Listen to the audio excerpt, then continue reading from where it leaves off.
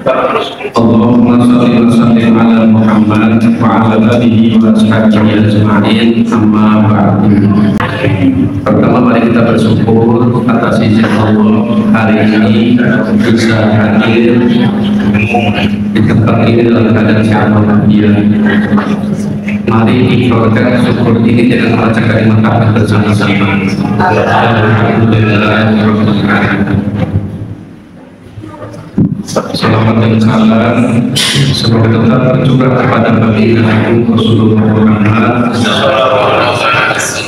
keluarga, sahabat yang mengikuti dan setia sampai akhir zaman.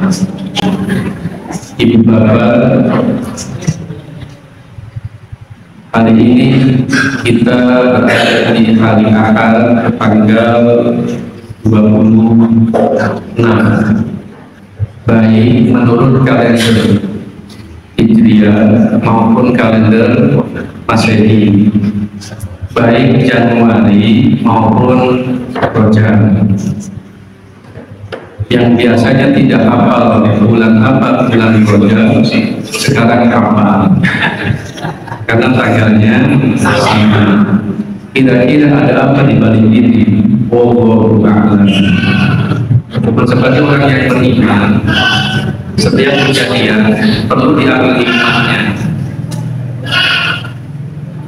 Ada apa dengan Januari, tapi nanti fokus kita ke ini iman, ke Rajab. Fokus kita nanti ke sholat, ke Isra Mi'raj. Tapi sedikit kita akan nyinggung ke Januari. Kok bisa sama tanggalnya? Jarang-jarang Masehi dengan Hijriah sama, jarang-jarang Komariah dengan Syamsiah sama, jarang-jarang Rajab dengan Januari sama. Kok ini bisa sama? Sekali lagi, wallahu a'lam. Cuman kita perlu ambil itibar. Pertama, Januari itu, ketika Januari datang, orang menyambut dengan gembira karena awal tahun. Apa yang mereka lakukan? Satu, mereka menyalakan kembang api. Yang kedua, tiup trompet. Saya yakin nggak ada ibu yang tiup trompet, tapi anaknya mungkin ada. Saya yakin nggak ada bapak-bapak yang tiup trompet, tapi mungkin cucunya ada. Mungkin tidak ada yang menyalakan kembang api, tapi melihat. Nah, apapun kejadian, bagi orang beriman, dia mengandung itibar.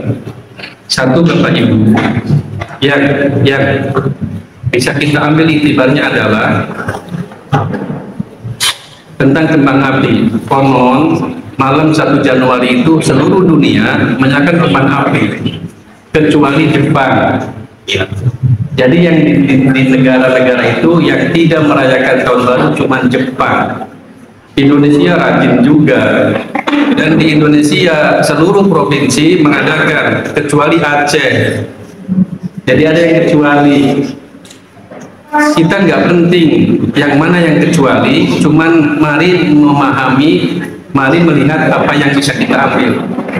Pertama, kembang api itu begitu dinyalakan, dia menjadi indah di langit yang gelap, warna-warni, bercahaya, berkilauan, maka yang menyaksikan sangat senang. Tetapi setelah dia mati, maka gelap, lebih gelap dibanding sebelumnya. Tetapi kalau tidak hati-hati, ada rumah yang terbakar ketika kena kembang api. Kalau tidak hati-hati, tangan terluka. Kalau tidak hati-hati, melukai seseorang. Maknanya apa? Maknanya, ibu bapak, dunia ini indah, menyenangkan, menggembirakan, membahagiakan. Tapi kalau tidak hati-hati, maka orang akan jatuh karena jabatannya, akan rendah karena hartanya. Jadi semua itu akan berhenti pada waktunya. Itu yang bisa dipahami dari mana. Dunia itu indah, jabatan itu menggiurkan, harta itu menyenangkan. Tidak hati-hati, tsumma radadnahu asfala safilin. Maka akan dijatuhkan di tempat yang paling rendah. Siapa? Yang tadi, yang tidak bisa jaga amanah, yang tidak bisa jaga harta. Dari mana hartanya? Untuk apa hartanya? Dari mana jabatannya? Untuk apa jabatannya? Ilmunya untuk apa yang sudah didapat? Ini.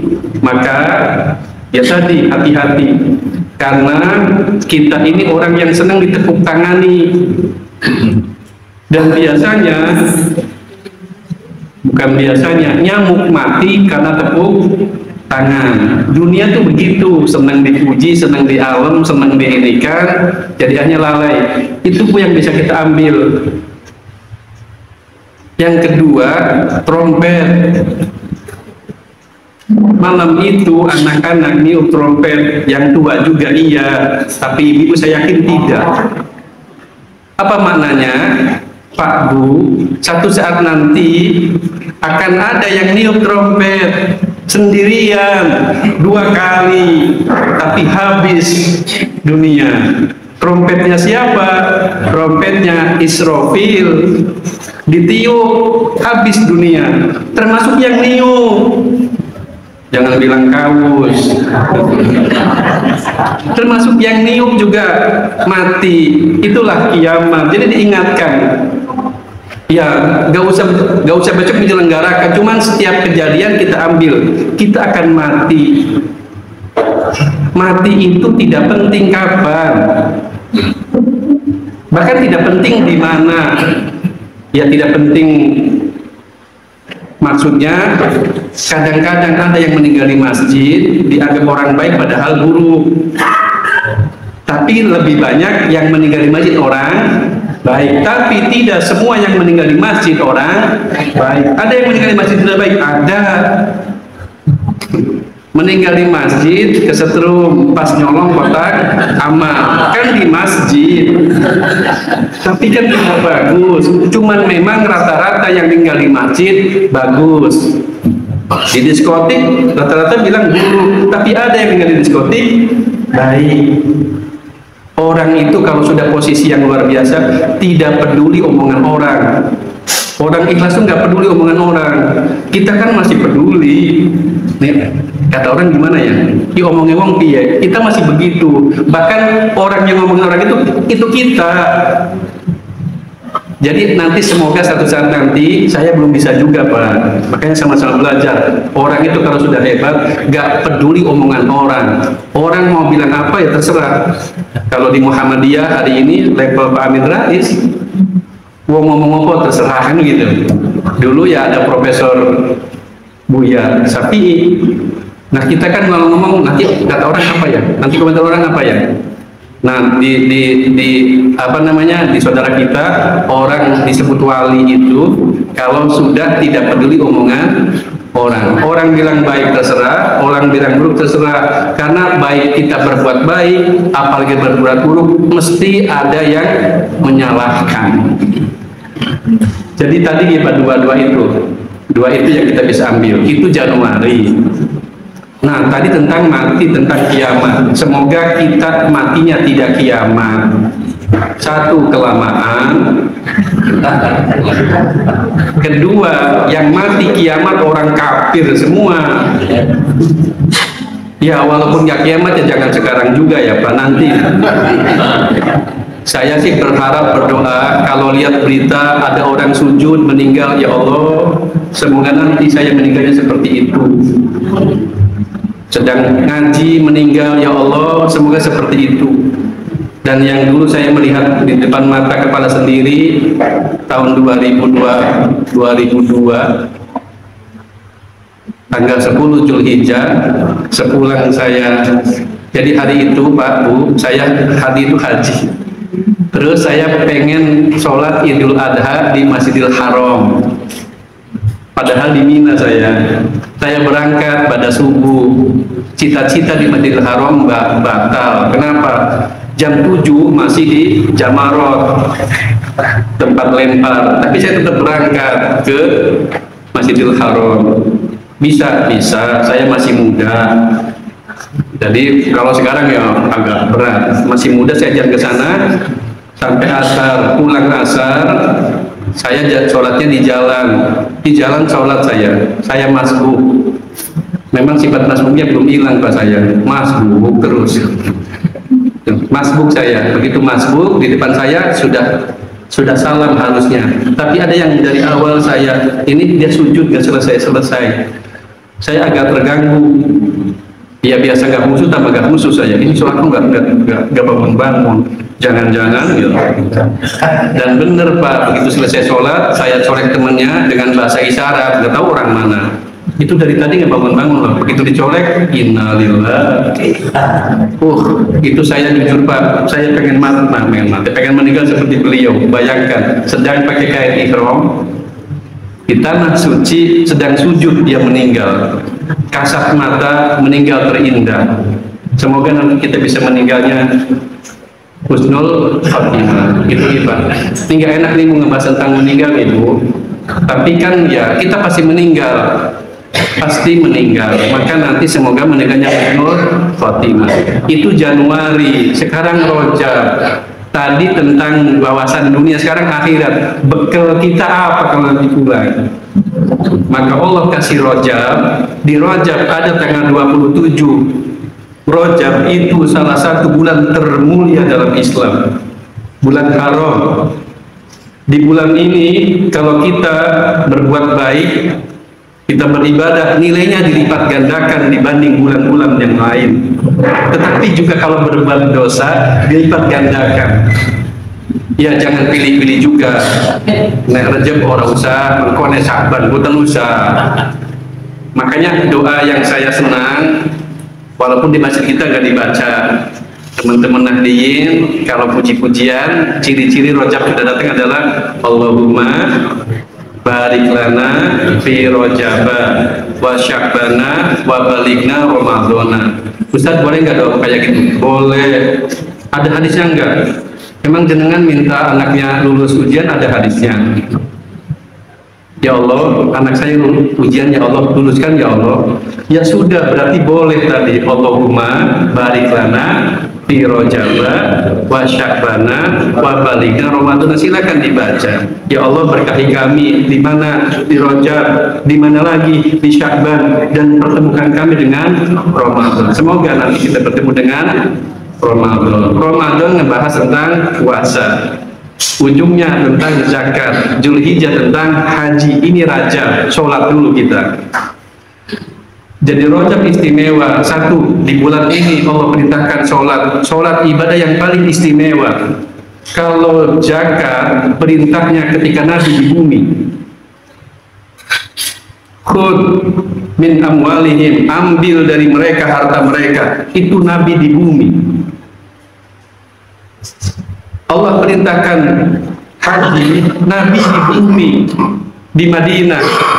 Walillahi ala nasi hijjul baiti man istata'a ilaihi sabila. Allah perintahkan sholat, Allah perintahkan puasa. Syahrul Ramadan alladzi unzila fihil Qur'an hudan linnas wa bayyinatin minal huda wal furqan faman syahida minkum syahra falyasum. Itu di bumi, tapi tidak dengan sholat. Sholat perintahnya luar biasa. Dipanggil Nabi lewat Jibril, dinaikkan ke makhluk yang bernama Buraq, kecepatannya melebihi kecepatan cahaya. Dipertemukan dengan para nabi dengan gaib Jibril. Jibril sampaikan di langit pertama ketemu dengan Nabi Adam, terus ketemu dengan Nabi Musa, dengan nabi-nabi yang lain, sampai Jibril mengantar ke depan pintu Sidratul Muntaha. Ketika Sidratul Muntaha, Jibril mempersilahkan Nabi untuk masuk. Dan Nabi aneh, kenapa Jibril tidak masuk? Maka bertanyalah Nabi kepada Jibril, kau tidak ikut masuk Jibril? Tidak ya Rasul. Kenapa? Tidak, aku hanya bisa mengantarkan. Hanya Nabi yang bisa tembus Sidratul Muntaha, lain tidak. Inilah istimewanya sholat. Dan disitulah diperintahkan Allah, dan kemudian perintah sholat. Awalnya istimewa, ujungnya istimewa. Awalnya diperintahkan tanpa perantara, diperintahkan di Sidratul Muntaha tanpa siapapun, dan ujungnya hadis Nabi, saya baca ini gemeter Pak.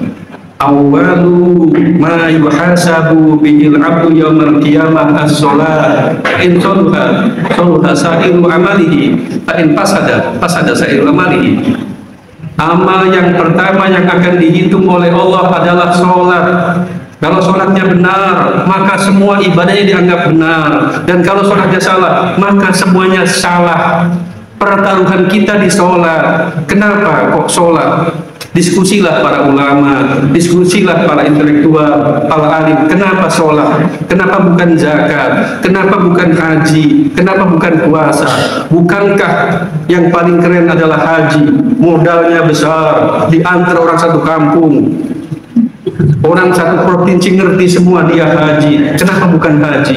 Kenapa bukan zakat? Dengan zakat membangun sekolah, dengan zakat membangun masjid. Kenapa bukan puasa yang ramainya luar biasa? Kenapa yang menjadi penentu adalah sholat? Karena yang lain modalnya beda. Hanya yang kaya yang bisa haji. Tapi ada yang miskin, ada dibiayain sama yang kaya. Jadi gimana? Tapi kalau sholat modalnya sama. Apa modalnya? Modalnya mau selesai. Kalau puasa modalnya sehat. Kalau tidak sehat tidak apa-apa, tidak puasa. Sholat nggak ada kan? Nek nggak sehat nggak apa-apa, nggak sholat nggak ada kan? Kecuali ibu halangan. Tapi yang lain tidak. Jadi sama modalnya, mau. Sakit sholat, sehat apalagi. Kalau bisa berdiri, berdiri. Tidak bisa duduk, tidak bisa berbaring, tidak bisa.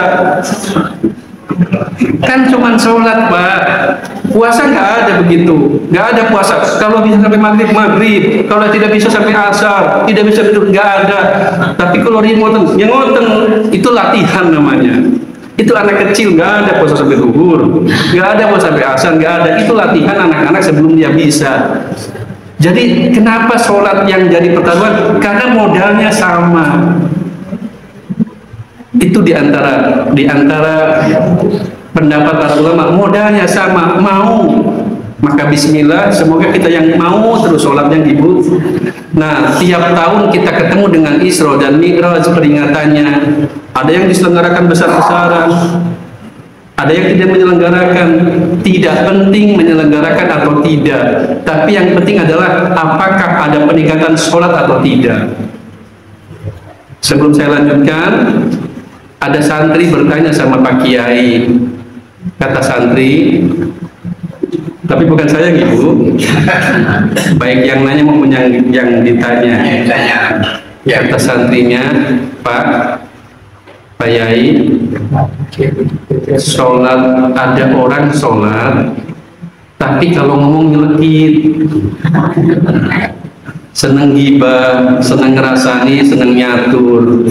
Sholat Pak, jamaah awal waktu, kan paling keren kan? Jamaah awal itu paling keren itu. Tapi juga gibahnya paling rajin. Pokoknya kalau gibah paling lancip mulutnya. Kan ciri-ciri gibah itu kalau ngomongnya volumenya diperkecil, itu gibah biasanya. Terus ininya agak miring dikit, ya kangelan. Itu satu lagi, ada juga Pak, nggak sholat tapi lumo, senang berbagi, omongannya menyenangkan, sering membantu. Pak Kiai kinten-kinten lebih saya pun di yang sholat, tapi kalau ngomong nyelekit sama yang gak sholat tapi baiknya luar biasa. Saya pikir di antara kita ada yang pernah mengalami begitu. Saya termasuk yang mengalami. Ini orang gak sholat tapi baik betul, baik betul dia. Ini sholat tapi nyelekit betul. Apa kata Pak Kiai? Kata Pak Kiai, nah, yang sholat tapi omongannya masih nyelekit, senang gibah, senang yang lain-lain, baik. Maksudnya Pak Kiai, Maksudnya siapa tahu dengan sholatnya nanti dia jadi baik. Itu ya Pak Kiai. Iya, semoga gitu. Yang kedua, yang nggak sholat tapi baik, rajin membantu, rumo segala macam juga baik. Maksudnya Pak Kiai, siapa tahu dengan baiknya dia jadi sholat. Terus yang nggak baik siapa Pak Kiai? Yang nggak baik orang yang ngurusi sholatnya orang. Nanti Allah tuh yang nanya sholatmu, bukan sholat tetanggamu, bukan sholat temenmu, kamu. Jadi gimana? Ya kita dulu. Maka bismillah Ibu, saya hari ini kita semua berpuluh-puluh tahun ketemu dengan Isra Mi'raj, peringatannya semoga ada peningkatan-peningkatan. Nah sekarang kalau di level, kalau di kelas, kalau di apa level?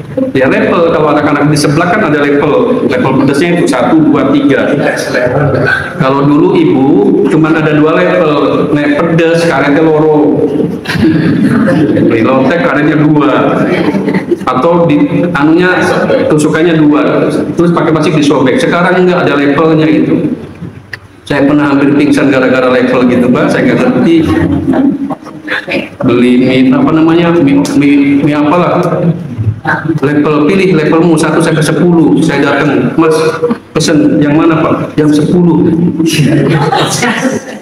Itu bakunya kaget dia begitu. Saya biasa aja, saya bilang. Pas saya pesen bakunya kaget. Pas pesanan jadi saya yang kaget Pak. Itu mie isinya di atasnya sambal semua. Tahu Pak, mangkok sambal di mangkok itu tumpuk semua tempat saya. Aduh saya izin gak dimakan, gaya banget. Dimakan aja dimakan Bu. Ya Allah, begitu dimakan dunia selasa berhenti berputar. Bapak pernah lihat iklan bonsai di TV kayak gitu, potong dunia panas kabeh Pak, perutnya mules. Ya itu ya. Nah kembali yang tadi, kita bukan ngebahas masalah level sambal gitu, ini level sholat, cuman tadi kan kebiasaan sehari-hari. Level sholat itu setidaknya ulama sekarang, Nabi nggak nyebut, cuman ulama memilah-milah. Ya ulama kan begitu, ininya tugasnya memilah, mengarahkan. Ada 3 level sholat. Kira-kira hari ini level kita di mana? Yang pertama, ada orang Islam yang sholat dan menganggap sholat sebatas kewajiban. Jadi sholatnya kewajiban. Yang kedua, ada yang meningkat, yaitu sholatnya kebutuhan. Yang ketiga, sholatnya rasa syukur. Kita di mana ya? Sholat sudah semua kita, insya Allah. Cuman di mana? Apakah di 1, di 2, atau di 3? Atau jangan-jangan bolak-balik antara 1 dan 2? Yang pertama, orang kriteria sholatnya karena kewajiban. Tidak salah, cuman levelnya paling rendah. Tidak salah, silakan sholat. Dia sholat. Apa ciri-ciri orang yang sholatnya sebatas kewajiban? Begitu dengar azan, dia bilang, ya azan lagi. Masih kan begitu kita? Saya kadang-kadang masih begitu Bu. Hari Jumat ada jadwal futsal, mulai jam 2. Jam 3 azan, ya mau menang azan. Jadi saya pun masih begitu. Nah makanya berarti sholat kita masih sholat kewajiban. 1, begitu dengar azan, ya. Nanti Ramadan juga gitu, kecuali maghrib. Maghrib nggak ada yang bilang ya. Ada maghrib ada yang bilang ya. Siapa? Tukang es yang masih penuh esnya. Belum habis sudah maghrib. Wah, wis maghrib belum telat semua. Tapi kalau kita semua bilang alhamdulillah. Jadi itu Pak ciri-ciri yang tahu Bapak kita semua ada di mana ya kita. Kalau masih bilang ya nggak harus ngomong tapi perasaan itu masih kategori butuh. Dia sholat tapi ya 1 dan kedua dia sholat tapi tidak menikmati. Sholatnya buru-buru, doanya buru-buru, tapi doanya pengen dikabulkan. Doanya buru-buru, tapi pengen dikabulkan. Ya Allah, mohon dengan sangat. Tapi sholatnya buru-buru, takbirnya, rukunya, sujud, semua. Apa kayak kijang cebok? Saya dengar istilahnya kijang cebok. Kijang itu capung ibu, cebok itu ya bebersih. Pernah lihat kijang cebok? Itu gitu ya gitu. Jadi yang kayak gitu Pak, ya semoga kita berkurang ini. Jadi satu ciri-cirinya kalau datang waktu sholat, ya. Kedua, cepat. Yang ketiga, tidak peduli waktu. Sholat, tapi tidak diperhatikan waktunya. Nanti, jadi selalu nanti. Ya kalau kita masih begitu, berarti masih di sini. Padahal Allah berfirman, Inna sholata kanat alal mu'minina kitaban mawquta. Sholat itu ditentukan waktunya. Zuhur mulai matahari atau mulai bayangan terlihat sebelah barat, mulai Pak. Jadi Bapak nggak ada jam, nggak apa-apa, lihat pensil, lihat HP. Kalau sudah bayangannya ada di sebelah barat sudah zuhur itu. Kalau asar bayangan lebih panjang dibanding bendanya. Kalau maghrib di atas sudah ada warna mega merah. Kalau isya hilang mega merah. Yang agaknya subuh, fajar sidik. Jadi ini waktunya. Itu kata Allah, kata Nabi, firman Allah, sabda Nabi. Nabi ditanya, ayul amal afdolu, amal apa yang paling baik? Kata Nabi, as-sholatu ala waktiha, sholat pada waktunya. Ada ayatnya, ada hadisnya. Ulama menyampaikan dengan cara agar mudah dipahami. Ulama akhirnya menafsirkan dengan cerita. Nanti di akhirat ada seorang diseret oleh malaikat, dilemparkan ke neraka. Dia menolak, kata dia, aku sholat. Tetap ditarik, aku sholat. Tetap ditarik, aku sholat. Tetap ditarik dan dilempar. Hilang akunya, tinggal sholat. Pertama sholat, lama-lama makin panjang, matkobi'i. Sholat, tambah panjang lagi. Sholat, terus dari atas sampai bawah bilang sholat, tapi tetap jatuh. Begitu hampir nempel di lidah api neraka, datang bayangan putih.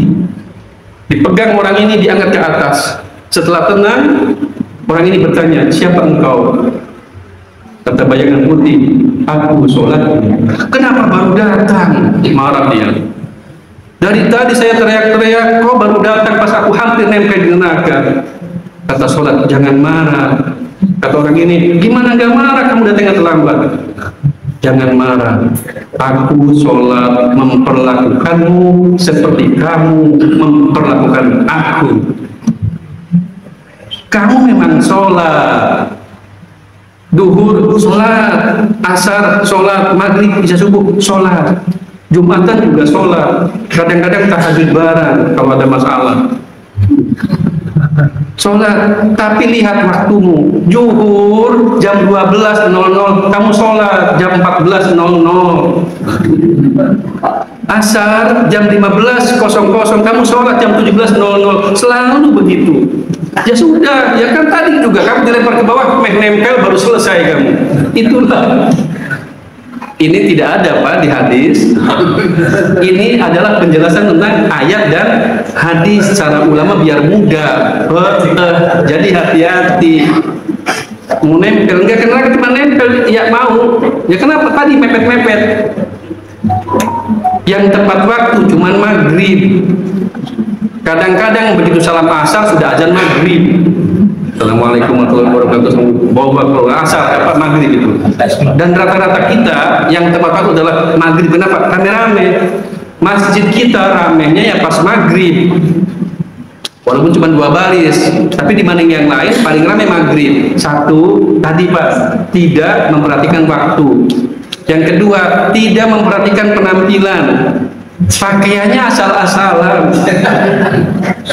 Ya sholat itu ya ada yang kelas VIP, pakai jas, pakai ini, itu luar biasa. Tapi karena sholat sehari 5 waktu ya nggak gitu juga nggak apa-apa.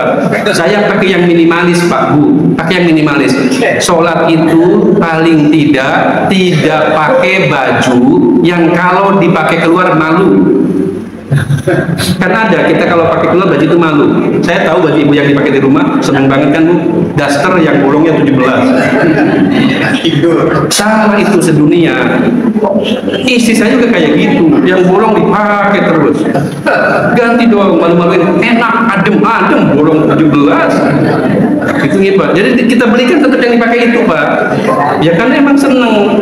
Nah yang kayak gitu jangan dipakai sholat. Bapak apalagi baju singlet warna putih bekas umroh, ininya udah kuning, ininya udah banyak itu apa yang hitam-hitam itu masih dipakai buat sholat. Jangan.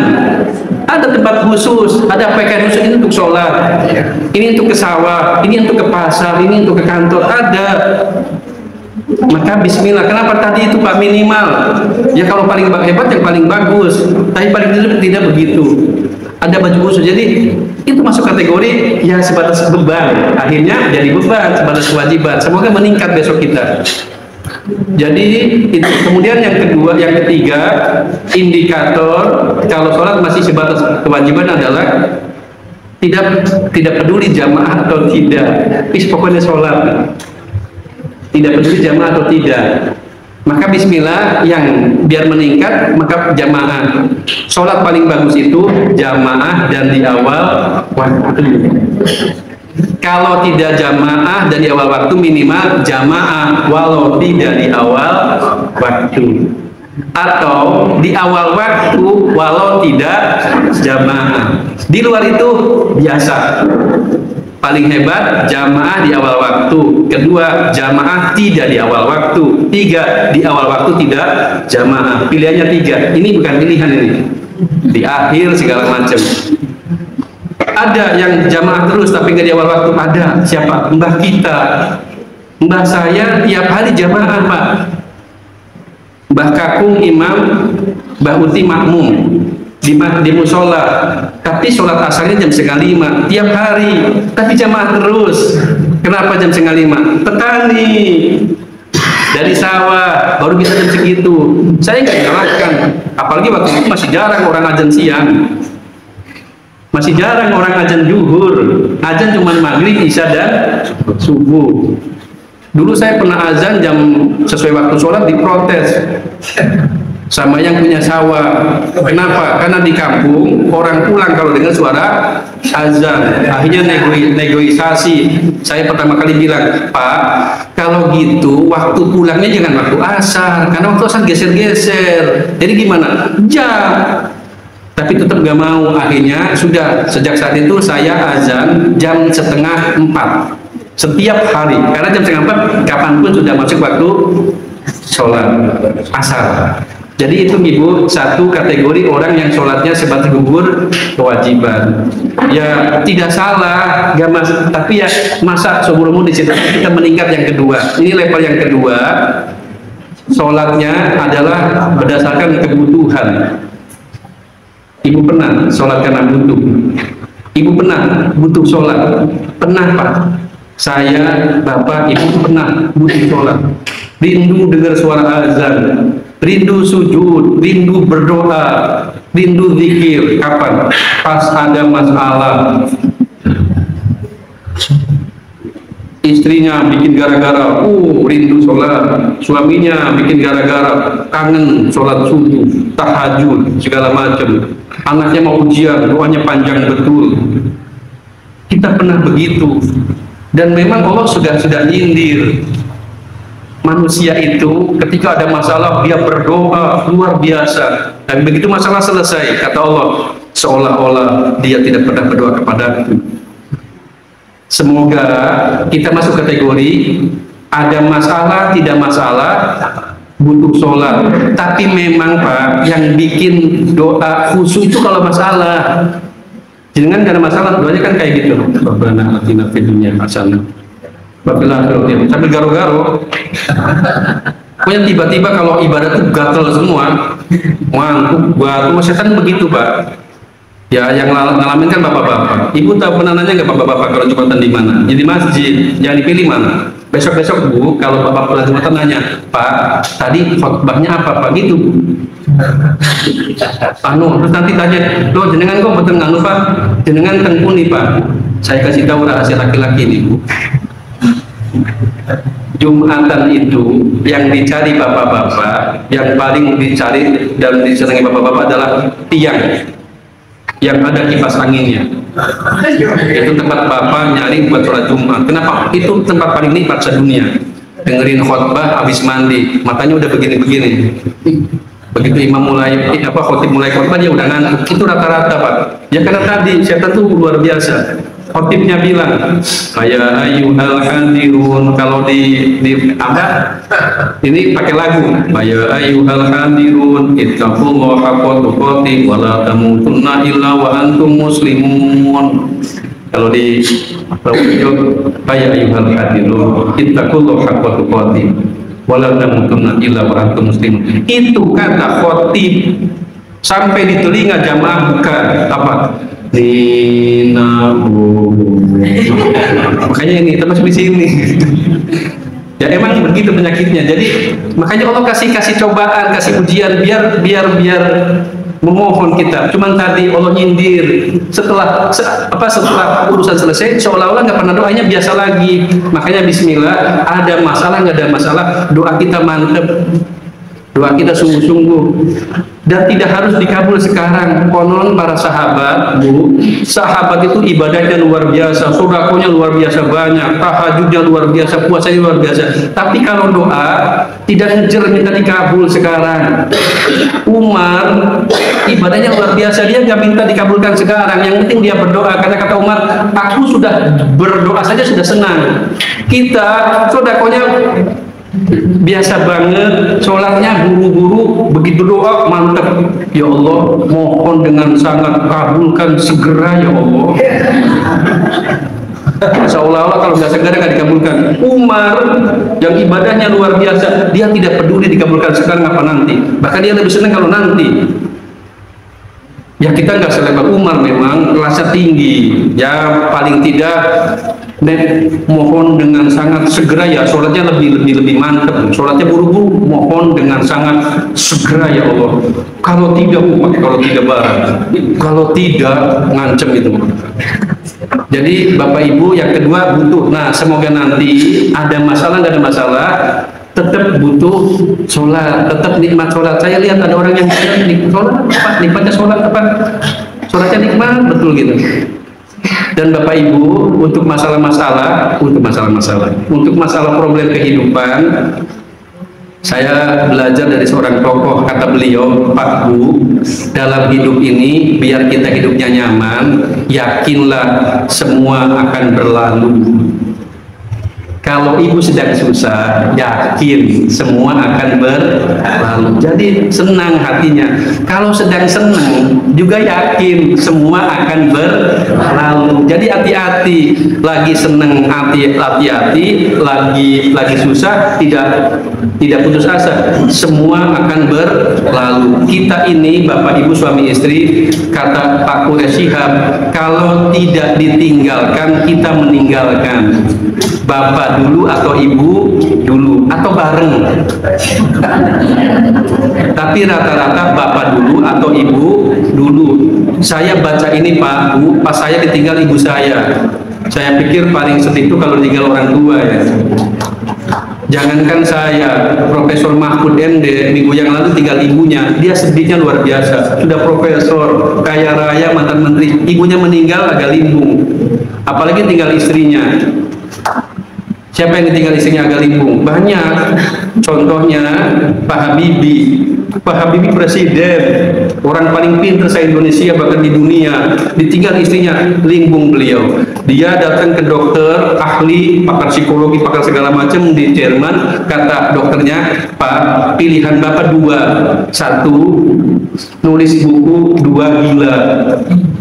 Maksudnya ya kalau bapak ingat ibu terus, di mana-mana ingat ibu, yang dibayangkan ibu, ya gimana kalau nggak gila? Jadi gimana? Nulis. Pak Habibie pilih yang kedua. Pak Habibie nulis. Bukunya terbitlah Ainun dan Habibie. Difilmkan, kita bisa nonton. Setelah difilmkan jadi meninggal beliau. Pak SBY apa solusinya ditawarkan oleh ininya? Melukis. Itu karena agak limbung ditinggal istri, ditinggal ibu. Kalau ibu kan sudah nggak serumah, tapi tetap sedihnya luar biasa. Nah saya ketika saya ditinggal ibu, saya baca biar saya kuat. Di antara yang menguatkan saya adalah tulisannya Profesor Quraish Shihab. Kita tidak dipisahkan, cuman sebentar saja. Orang beriman nanti ketemu lagi di akhirat. Maka berimanlah, beramallah. Nanti kumpul lagi di surga. Yang mengembirakan itu. Itu kata Profesor Quraish Shihab. Asal sama-sama beriman, sama-sama taat, cuman sebentar. Nanti ketemu lagi di surga. Itu yang menenangkan. Semoga kita ketemu lagi dengan orang yang sudah meninggal di surganya Allah Subhanahu wa Ta'ala. Itu yang kedua, tiba butuh. Yang ketiga, syukur. Tadi yang pertama, orang sholat karena kewajiban, dalilnya wa aqimus sholat. Ada dalilnya, memang wajib sholat. Yang kedua, butuh, itu juga ada dalilnya. Wasta'inu bisabri was sholat. Minta tolonglah dengan sabar dan sholat. Jadi semua ada dalilnya, makanya nggak salah, cuman levelnya aja yang tingkat-tingkatan. Yang ketiga, ini dalilnya ibu hafal semua. Kenapa? Karena di surat yang paling sering ibu baca, surat ini adalah surat kedua yang paling sering dibaca setelah surat Ikhlas. Setelah Qul apa yang sering ibu baca? Inna, kan paling favorit Qul, kedua Inna, ketiga wal asri, sama semua. PCM Gerabak, PCM Purworejo, Purworejo sama. Inna, Qul, wal asri, favorit itu. Saya nggak tahu setelah dijelaskan apa itu inna, masih baca inna nggak? Ternyata inna itu ibu, Pak, kalau bahasa ulama ini, itu adalah semacam surat tagihan. Kata Allah, firman Allah, inna a'toinakal kautsar fasolli. Sesungguhnya kami sudah kasih kalian nikmat yang banyak, maka sholatlah. Jadi Allah seolah-olah nagih, dikasih suami yang baik, istri yang baik, anak-anak yang baik, rezeki yang baik, kesehatan yang baik, sholat. Kalau bahasa Gus Baha, kewajibanmu siji sholat, orang usah mikir oksigen, orang usah mikir apa, sholat. Itu bahasa Gus Baha. Tapi bahasa kita tadi, Allah nagih, sholat. Nah, jadi tadi Allah nagih lewat sholat. Nah, kita memaknai sholat kita sebagai tanda syukur. Siapa yang sudah sholat tanda syukur? Kanjeng Nabi. Aisyah ditanya bagaimana sifat sholat Rasulullah, kata sahabat ke Siti Aisyah. Kata Aisyah, jangan kau tanya indah dan lamanya. Itu yang Bunda Aisyah jelaskan kepada penanya, tapi beliau sendiri juga nanya ke Nabi. Kata Aisyah bukan nanya sebenarnya, lebih pada apa ya, aneh. Ya Rasulullah, wahai suamiku, engkau kan pasti masuk surga. Bukan cuma pasti masuk surga, surgamu paling tinggi. Engkau adalah manusia yang paling mulia, bukan cuma manusia, tapi makhluk termulia yang pernah Allah ciptakan. Kenapa sholatmu masih begitu lama sampai kakimu bengkak? Bukankah sudah pasti masuk surga? Kenapa harus begitu? Dengan tersenyum Nabi menjawab, Aisyah, iya, aku seperti yang tadi kamu sampaikan. Aku begini Aisyah karena aku ingin jadi hamba Allah yang bersyukur. Kanjeng Nabi sholat karena bersyukur. Semoga kita nanti ke sana, Ibu. Jujur saya, Bapak Ibu saya nggak tahu. Cuman kalau saya ada di sini nih, satu naik dua, turun lagi satu lagi. Ya tadi kewajiban naik ke kebutuhan, mundur lagi. Nah saya berharap semoga tahun ini kita bisa naik menjadi tanda syukur. Ciri-cirinya apa? Ciri-cirinya doanya, diantaranya doanya. Sekarang ibu kalau minta apa, bapak minta apa? Rata-rata doa kita kalau pakai bahasa Arab, Allahumma inni as'aluka.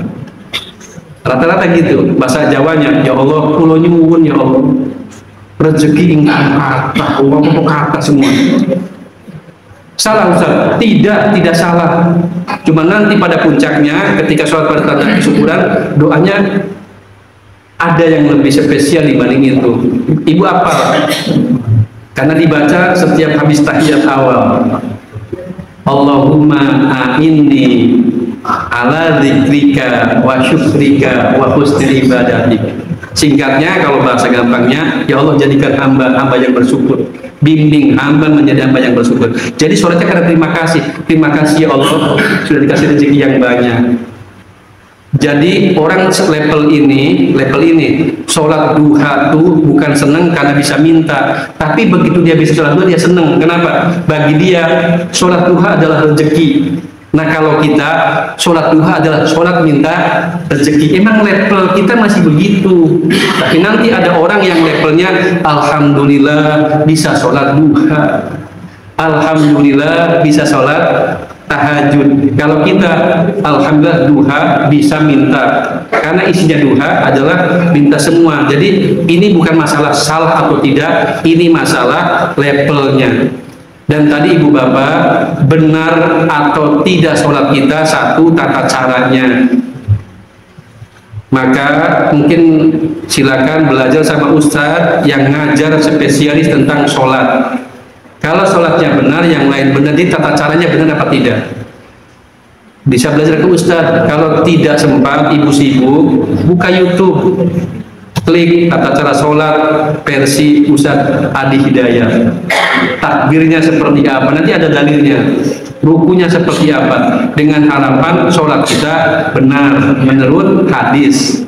Tapi pesan saya, kalau nanti sudah tahu dalilnya, sudah tahu tata caranya, tidak usah nyalahkan orang lain yang beda. Kalau nyalahkan orang yang lain yang beda, ya kayak tadi itu, ngurusi orang lain sholat. Karena memang macam-macam Pak. Saya diceritani Pak Yusuf Kala, saya pernah perwakilan takmir Masjid Kapus bertemu di ITB, beliau cerita, tapi sebenarnya ini cerita yang kedua, tapi yang pertama Bapak Ibu tidak begitu kenal, yang kedua Yusuf Kala bilang, saya pernah sholat di Singapura, sholat maghrib, begitu waladhdallin, Yusuf Kala ya sama kayak kita, amin. Apa yang terjadi? Cuman dia yang baca amin, yang lain tidak. Isin langsung mau mundur, isin nggak mundur. Nah bener, selesai langsung ditanya semua dari mana amin. Karena yang lain nggak pakai amin. Terus bilang sesat, nggak usah. Ya emang begitu di Indonesia, waladhdallin, NU, Muhammadiyah semua bilang amin. Tapi ada tempat lainnya nggak pakai amin. Ada yang nyebut ini Imam Hanafi. Satu di Singapura, ada juga yang dosen guru besar ITB bilang di Inggris, walau itu amin, kurang ngamin gitu. Jadi ya sudah, kalau beda nggak masalah. Kita yakini apa yang kita benar, tapi nggak usah salahkan yang lain. Bahkan kita pun Bu, yang sering dibahas kan itu pas sujud kaki dulu apa tangan dulu, kan dibahas lama itu. Kaki dulu, tangan dulu. Ternyata dua-duanya benar. Kalau saya kaki dulu, kalau Simba monggo tangan dulu. Kenapa? Umur. Kenapa? Asam urat. Ya sakit. Jadi boleh. Dan Nabi pernah kaki dulu. Dari sejarah ternyata waktu masih muda, sudah sepuh tangan dulu. Saya masih muda kayaknya. Saya kaki dulu. Simba sampun sepuh tangan dulu. Gak masalah. Jadi silakan, jangan disalahkan gitu. Kan enak jadi belajar. Nah, ini tata cara, Pak. Tata cara. Gitu ya. Termasuk tahiyat kan macam-macam, Pak. Tahiyat macam-macam. Jadi yang paling ini tadi yang kerasa emang waladhdallin amin, yang lain diam kita baca paling kerasa. Yang lain kan nggak kerasa. Kita begini, yang lain begini nggak kerasa. Gitu nih. Terus yang kedua, sholat yang benar itu, ini saya seneng, mungkin saya pernah sampaikan tapi saya sampaikan lagi. makna atau tafsir yang saya senang dari makna sholatnya benar maka yang lain benar adalah apa yang disampaikan oleh Imam Ghazali. Kata beliau, kalau kamu pengen tahu sholatmu benar apa tidak, maka lihat perbuatanmu, ucapanmu, omonganmu dari mulai salam sampai takbir. Diprotes, kok salam sampai takbir, bukankah sholat takbir sampai salam? Apa saya salah menyampaikan? Enggak, kata Imam Ghazali. Maksudnya gimana? Kalau kamu pengen tahu sholat benar apa tidak, sholat subuh benar apa tidak, maka lihat perilakumu dari salam subuh sampai takbir duhur, dari salam duhur sampai takbir asar. Ada apa di situ? Ya, kalau di situ ngomongin orang dan segalanya, ya sudah, wassalam. Sholat itu min athari sujud, min athari sujud, ada bekas sujudnya. Bekas sujud itu tidak harus ininya hitam. Saya rodo hitam ini. Saya suka, kenapa ya hitam? Oh iya Bu, saya suka hitam atau kadang-kadang hilang hitamnya. Itu gimana cara saya sujud? Kadang-kadang lagi lemes sujudnya, nopangnya pakai kening, hitam mesti. Terus kadang-kadang pakai tangan, jadi tinggal mana tumpuannya, tumpuan di tangan apa di sini. Ini di sini ini yang hitam. Nah ini jadi rodo hitam. Ini nggak penting ini. Yang penting bekas sujud itu artinya tadi omongannya, ucapannya ada bekasnya. Tanha anil fahsya wal munkar. Jadi kesana. Jadi itu satu tata cara sholatnya, dua perilaku kita sehari-hari nyambung. Bapak Ibu jam 6, jam 7 lewat 6 sudah habis waktunya, mungkin ada tanya jawab silakan, kalau tidak ada. Yang penting semoga kita ada peningkatan Ibu dalam hal sholat dan dalam hal yang lain-lain, khususnya karena ini bulan Rajab, besok tepatnya tanggal 27 hitung Ibu, dan besok kita libur, bagaimana besok sampai hari Rabu. Jadi semoga ada peningkatan dalam ibadah kita, dan apapun semoga nanti kita meninggal husnul khotimah. Mohon maaf atas segala hilaf. Terima kasih atas perhatian. Nasrum minal wa fatun qarib. Wassalamualaikum warahmatullahi wabarakatuh.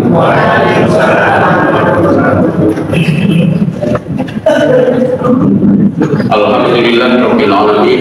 Demikian kajian ahad pagi hari ini yang telah disampaikan oleh Ustaz Haji Nasruddin MSI kepada beliau. Bapak Ibu sekalian, marilah kita tutup kajian ahad pagi hari ini dengan bacaan hamdalah dan doa kafaratul masjid bersama-sama. Alhamdulillah Rabbil Alamin. Subhanallah wa bihamdihi, asyhadu an la ilaha illa anta